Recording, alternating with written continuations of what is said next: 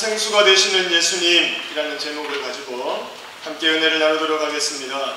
오늘 본문은 예수님께서 사마리아로 들어가셔서 한 여인을 만나셨던 일에 대해서 기록하고 있습니다.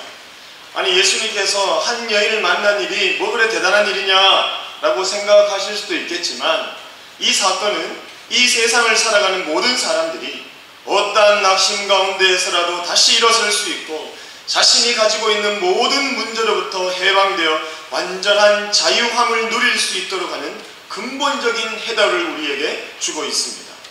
마르지 않는 샘과 같이 우리에게 끊어지지 않는 소망과 결코 부족하지 않는 완전한 만족을 주는 이것은 바로 첫째로는 우리를 향한 예수님의 사랑이며, 둘째는 바로 예수님 자신입니다.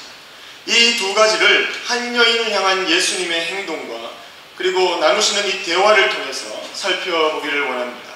첫째로 예수님의 사랑은 적극적인 사랑입니다. 예수님께서 사마리아로 들어가셔서 한 여인을 만나셨습니다. 사마리아로 들어가셔서 한 여인을 만나셨습니다. 이것은 엄청난 사건입니다.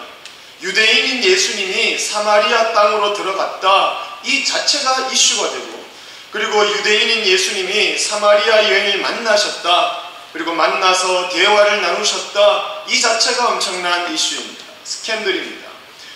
당시의 시대적 배경을 알게 되면 충분히 이해할 수가 있습니다. 잠깐 이 시대적인 배경을 언급하겠습니다. 이스라엘은 솔로몬 시대까지는 통일왕국으로 하나의 나라였습니다. 그러나 그의 아들 르호보암이 집권할 때에 이 여로보암이 10지파를 데리고 북으로 올라가면서 나라를 세우게 됩니다. 그러므로 이스라엘은 남유다와 북이스라엘, 이렇게 두 나라로 나뉘어집니다.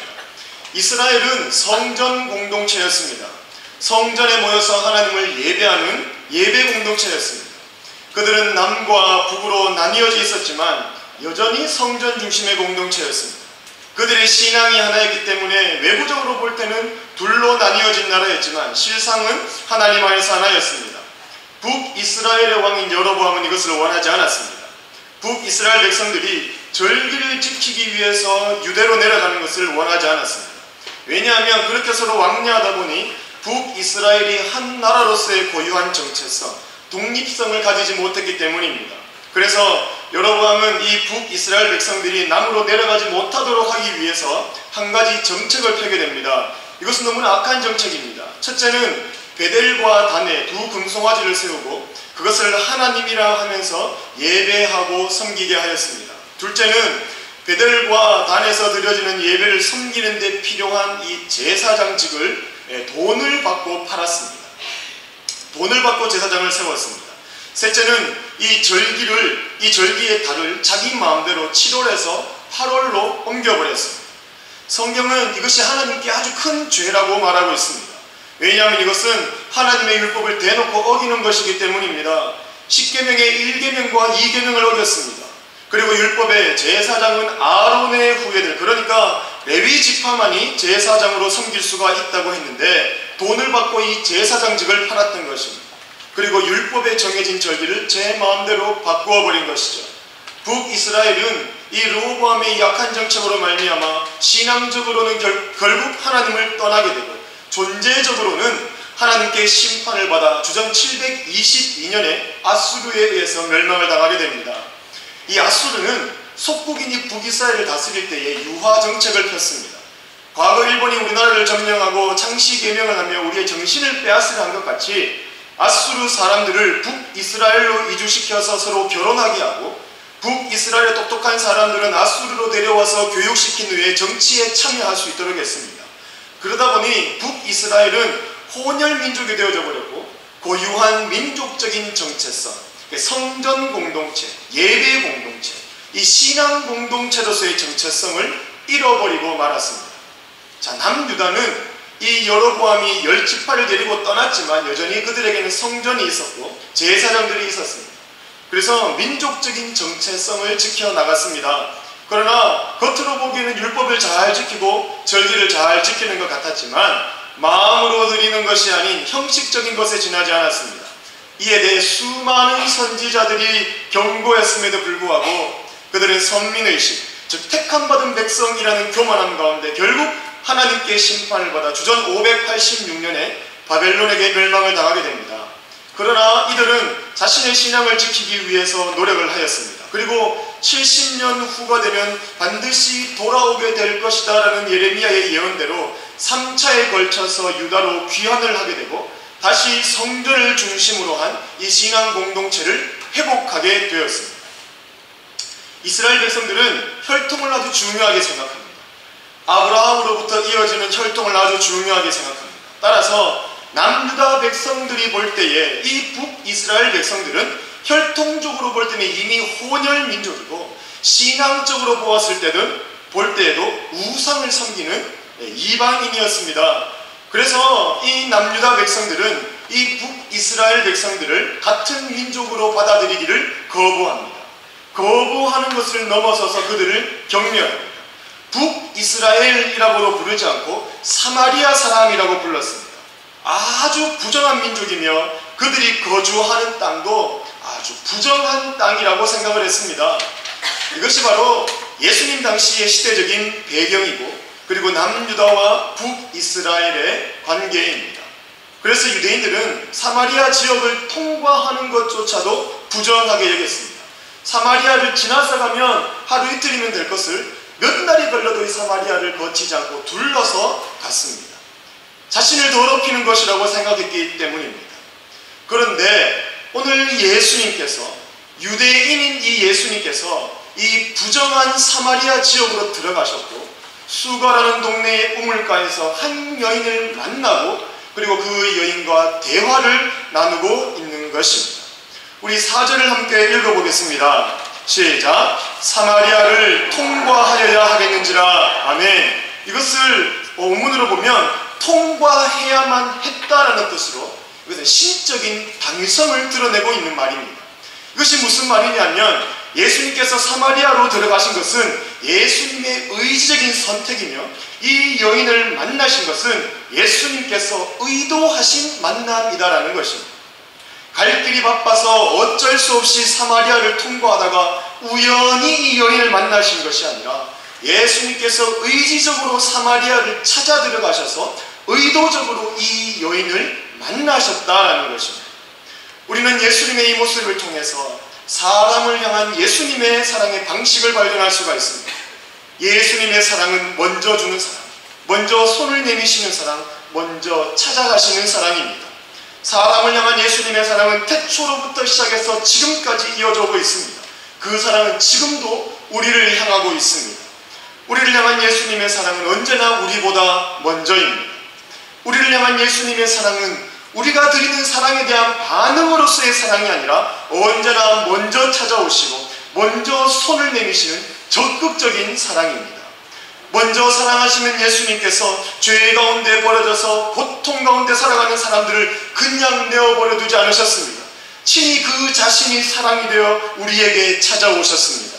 하나님으로서의 신분과 하늘의 그 모든 영광을 다 버리시고 사람의 모습으로 낮고 천한 이 땅에 오셨습니다. 그리고 예수님께서는 자유를 잃어버리고 세상의 어둠 속에서 방황하고 힘들어하고 괴로워하는 많은 사람들의 친구가 되어주셨습니다. 그들에게 몸소 좋은 소식이 되어주셨습니다. 그리고 끝내는 그 자신이 복음이 되어 십자가에서 죽어주셨습니다. 겉으로 보기에는 로마 병정에게 끌려가서 십자가에 달려 죽임을 당한 것 같지만 아닙니다. 예수님은 스스로 십자가를 지셨습니다. 스스로 십자가를 찾아가셨습니다. 예수님은 쓸개탄 포도주를 마시지 않으셨습니다. 이 포도주는 십자가에서의 고통을 줄여주는 일종의 마취약입니다. 우리 주님께서는 의도적으로 그 포도주를 드시지 않으시고 그 십자가의 고통을 몸소 당하셨습니다. 예수님께서는 이렇게 십자가를 적극적인 자세로 대하셨습니다. 또한 예수님께서는 자신을 향해 조롱하고 핍박하는 병사들과 사람들을 그 자리에서 즉결 심판하실 수도 있었습니다. 조롱하는 자들의 말대로 하늘의 천군 천사를 불러서 심판할 수 있었습니다. 그러나 그렇게 하지 않으시고 그 멸시와 천대와 고통을 다 몸소 받으셨습니다. 이 또한 예수님께서 십자가를 적극적인 자세로 대하셨다는 것을 우리에게 보여주고 있습니다. 예수님은 그렇게 죽으심으로 우리에 대한 자기의 사랑을 확증하셨습니다. 예수님은 십자가를 통해서 사람들에게 고백하셨습니다. 내가 너희를 사랑한다. 내가 너희를 내 목숨만큼 사랑한다. 너희는 내 목숨만큼 가치 있고 너희는 내 목숨만큼 소중한 존재들이며 너희들은 내 목숨만큼 존귀한 자들이다. 예수님의 사랑, 먼저 찾아가시는 예수님의 사랑, 먼저 손 내미시는 예수님의 사랑, 이 적극적인 사랑은 예수님을 3번이나 부인하던 베드로를 예수님을 위해 순교하는 베드로가 되게 하였습니다. 예수님을 거부하고 그리스도인들을 죽이고 핍박하던 사울을 바울 되게 하여서 아시아와 유럽의 수많은 교회를 세우고 복음을 전하게 하셨고 그의 서신들은 성경으로 기록되어 지금 이 순간도 진리로 선포되고 있습니다. 이 적극적인 사랑에 감동되어 새로운 인생을 살다간 수많은 신앙의 선배들이 있습니다. 그 많은 사람들을 어찌 일일이 다 말할 수 있겠습니까? 사랑하는 성도 여러분, 이 적극적인 예수님의 사랑은 결코 쉬지 않는 사랑입니다. 이 사랑이 필요하다고 고백되어지는 곳에는 언제나 찾아가시는 사랑입니다. 그러므로 이 적극적인 예수님의 사랑은 낙심 가운데 있거나 슬픔 가운데 있거나 좌절감과 실패감과 우울감에 빠져있는 모든 사람들에게 소망이 되어지는 것입니다. 그 자리를 털고 다시 일어날 수 있는 산 소망이 되어지는 것입니다. 내가 굳이 찾아가지 않아도 나를 찾아와 주시는 적극적인 사랑이기 때문입니다. 사람이 너무 힘들거나 괴로우면 모든 의욕을 잃어버리기 마련입니다. 예수님을 부르는 것조차도 힘들고 어려울 때가 있습니다. 하지만 예수님의 사랑은 적극적인 사랑입니다. 찾아가시는 사랑입니다. 먼저 손 내미시는 사랑입니다. 예수님의 사랑은 모든 시비와 고통 가운데 빠져있는 사람들에게 산 소망이 되어지는 것입니다. 이 사랑이 우리 모두를 향하고 있습니다. 지금도 우리 예수님은 우리 모두를 향하여 그 손을 내밀고 계십니다. 이 사실을 꼭 기억하실 수 있기를 바랍니다. 둘째로 예수님은 참된 생수가 되십니다. 예수님께서 이렇게 사마리아 여인을 찾아가셔서 만나주셨습니다. 이 찾아가시는 이 예수님의 사랑이 여인을 만났다라는 것은 무엇을 말해줍니까? 내가 오늘 이 여인을 회복시키겠다, 내가 이 여인을 일으키겠다라는 예수님의 강력한 의지가 담겨져 있는 것입니다. 예수님께서 이 여인에게 뭐라고 얘기하십니까? 물을 달라고 하십니다. 왜 물을 달라고 하시겠습니까? 예수님은 살아있는 교보제를 사용하는 것을 즐겨하십니다. 그래서 우물가에서 지금 이 여인과 함께 바라보고 있는 이 물이라는 교육 재료를 예수님이 선택하신 것입니다. 그리고 이 여인이 자신이 가지고 있는 근본적인 문제를 이 여인 스스로가 보다 쉽게 발견할 수 있도록 도우시고 깨닫게 하셔서 결국은 회복시키기를 원하셨던 것입니다. 이렇게 예수님께서는 이 여인에게 물이라는 메타포, 이 교육 재료를 사용하시면서 이 여인이 가지고 있는 근본적인 문제를 갈증에 비유하셨습니다. 물은 우리와 분리시켜서 생각할 수가 없습니다. 우리의 몸의 70%가 수분입니다. 물은 우리의 생명입니다. 우리는 물을 마시지 않고는 절대로 살 수가 없습니다. 한 번만 마시면 되는 것이 아니라 우리의 몸이 필요로 하는 만큼 끊임없이 마셔주어야만 합니다. 우리는 이 육신을 벗게 되는 날까지 물을 보충해야만 합니다. 그래야 우리 몸이 만족을 합니다. 몸이 필요로 하는 물이 공급되지 않으면 우리의 생명은 위험에 처하게 됩니다. 그래서 우리의 몸은 우리의 생명을 지키기 위해서 본능적으로 물을 찾게 됩니다. 시편 42편 1절에 보면 하나님이여 사슴이 신의 물을 찾기에 갈급함 같이 내 영혼이 주를 찾기에 갈급하나이다 라고 되어 있습니다. 사슴은 목이 마르면 이 목이 달라붙어서 죽어버린다고 합니다. 그래서 사슴에게 신의 물을 찾는 것은 자신의 생명을 지키는 일이기에 그만큼 갈급한 것입니다. 이와 같이 우리 사람의 육신도 갈증이 나면 필요한 물이 공급되지 않으면 그 물을 공급받기 위해서 애를 쓰는 것입니다. 여러분, 그러나 우리의 육신만이 갈증을 느끼는 것이 아닙니다. 우리의 육신이 갈증을 느끼는 것과도 같이 우리의 영혼도 갈증을 느낍니다. 육신이 갈증을 해결하기 위해 갈급하게 물을 찾는 것과 같이 우리의 영혼도 갈증을 해소하기 위해 갈급하게 물을 요구하고 있습니다. 그래서 이 영적인 갈증이 채워지지 않으면 견디지 못하는 영적인 목마름이 생겨나는 것입니다. 육체에 필요한 만큼의 수분이 채워지지 않으면 견딜 수 없는 것처럼 우리의 영혼도 필요한 만큼의 수분이 채워지지 않으면 견딜 수 없는 상태가 되어져 버리고 마는 것이죠. 예수님께서는 이 사마리아 여인의 영적인 목마름을 알고 계셨습니다. 그녀가 그 목마름을 해결하기 위해 어떠한 노력을 하고 있는지를 알고 계셨습니다. 그녀의 목마름을 무엇을 통해서 해결하고자 노력하는지 예수님은 알고 계셨습니다. 그래서 예수님께서는 이 여인에게 찾아가셔서 이렇게 말씀하셨던 것입니다. 13절, 14절 우리 한번 읽겠습니다.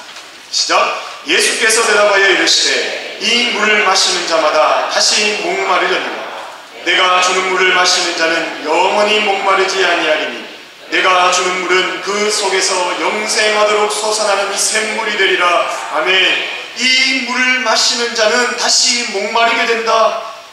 지금 네가 너의 영적인 목마름을 해결하기 위해 하고 있는 그 노력은 영원한 것이 아니다. 다시 목마르게 된다. 그것으로 결코 채워지지 않는다. 하지만 내가 주는 물을 마시면 영원히 목마르지 않는다. 너의 영적인 목마름을 채워줄 수 있는 물을 내가 가지고 있는데 그 물이 곧 나다 라고 말씀하고 있는 것입니다. 그러나 그녀는 이 예수님의 말씀을 이해하지 못합니다. 알아듣지 못합니다.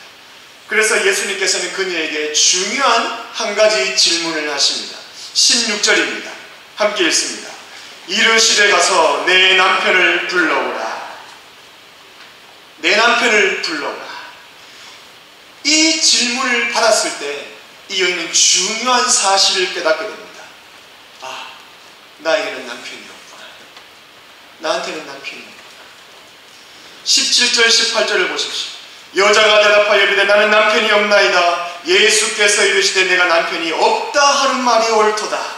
너에게 남편 5이 있었고 지금 있는 자도 내 남편이 아니니 내 말이 참되다.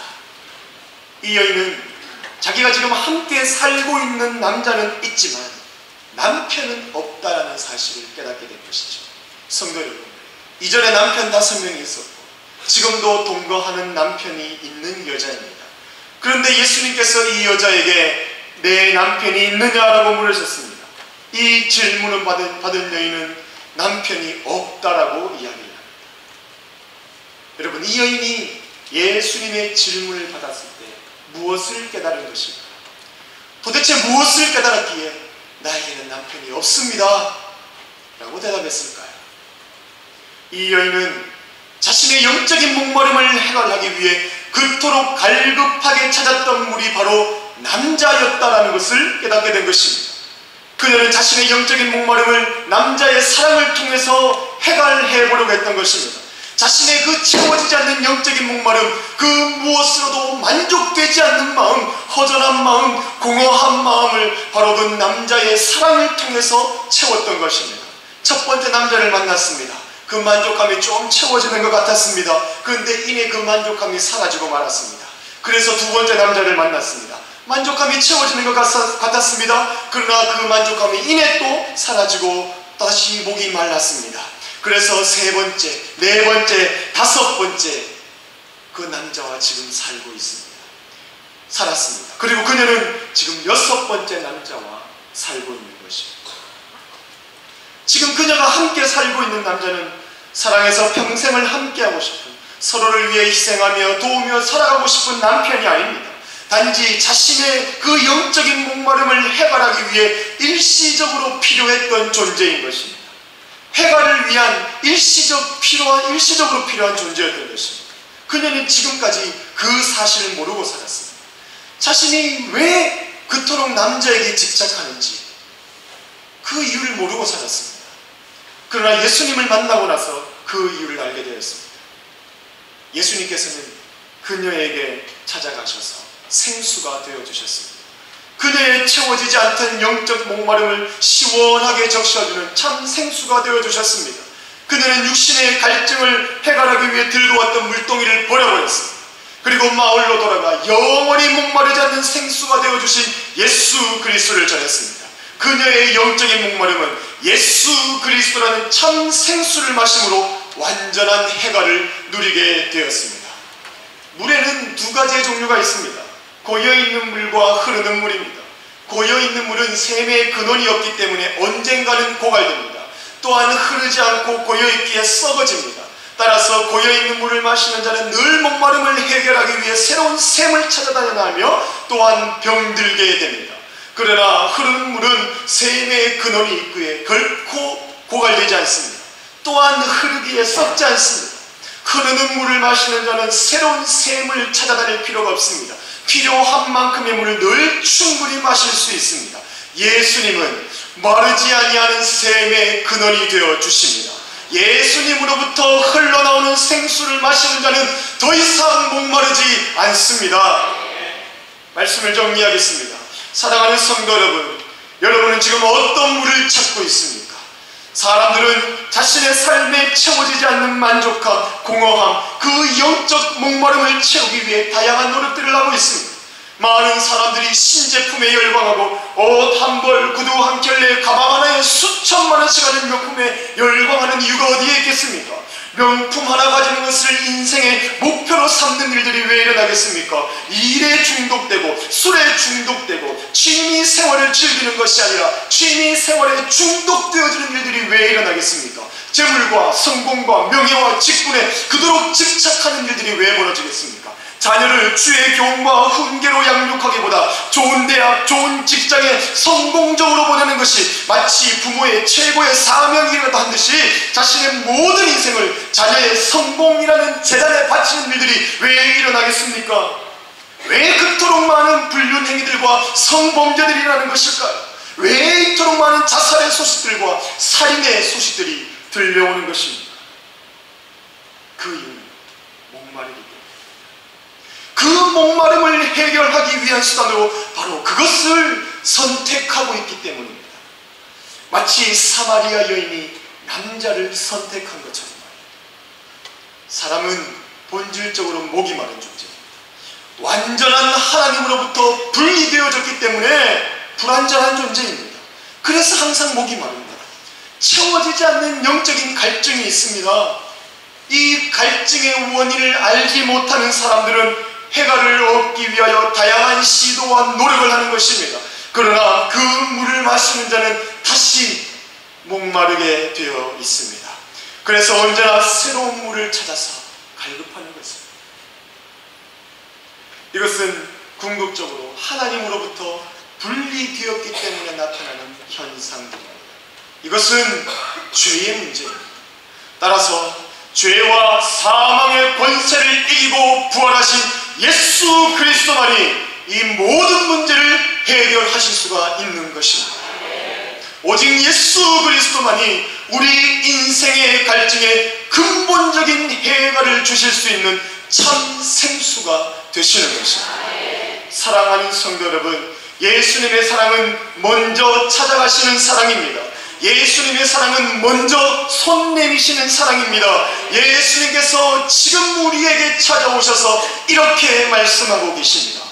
이 물을 마시는 자는 다시 목마르려니와 내가 주는 물을 마시는 자는 영원히 목마르지 아니하리니 내가 주는 물은 그 속에서 영생하도록 솟아나는 샘물이 되리라. 아멘.